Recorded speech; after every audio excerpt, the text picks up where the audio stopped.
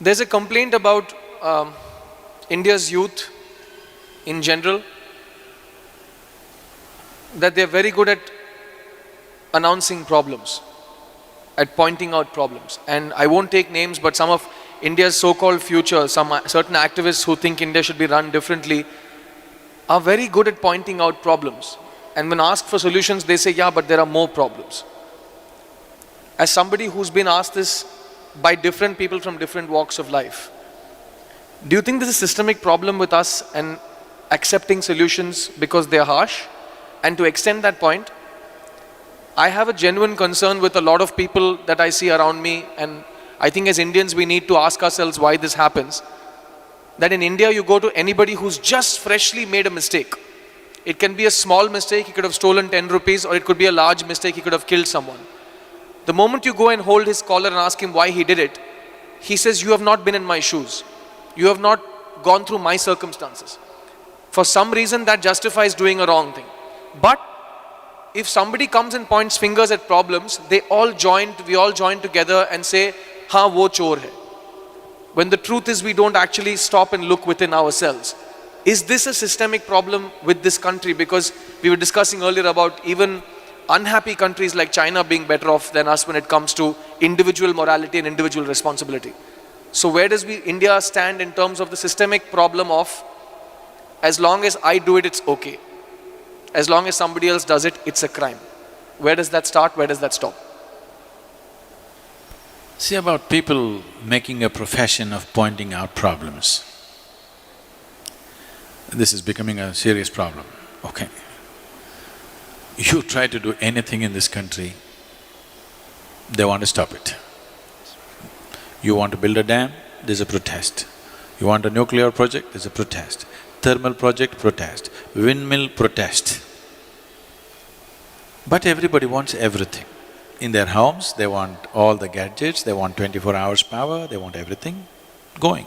This is because we are only looking at the problems and we have not taken up the challenge of creating solutions in our minds. I think this is a kind of a pre-independence hangover, because Mahatma Gandhi brilliantly designed a revolt against the British, not by killing them, not by shooting at them, not by bombing installations, but simply by stopping activity. Bandh, Hartal, Satyagraha came from there. It was a brilliant device for those days because we were conquered. But even today, if you want to become a leader, I'm just telling you, this is a secret, okay? Suppose you want to become a political leader, don't try to build a road, build a dam, do this, do that. No. Gather 100 of your fans and block a highway.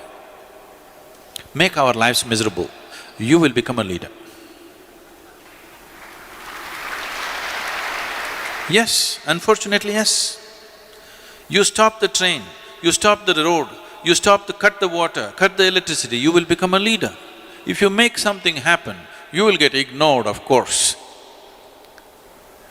Making the nation go and making the nation stop are two different kinds of technologies.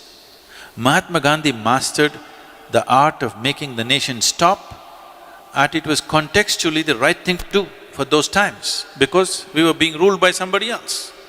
But we are still doing the same thing. State governments are demanding that they must have a right to call for a bandh. Bandh means closure.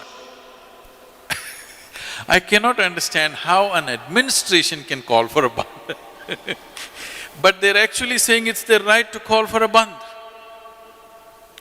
Close down something and you'll rise in your prominence. This must change. We should never identify people who stop something in this country as leaders. This must be done by all the citizens. Whoever stops something in this nation should never ever be our leader. Whoever makes things happen in this country, he must be the leader, isn't it?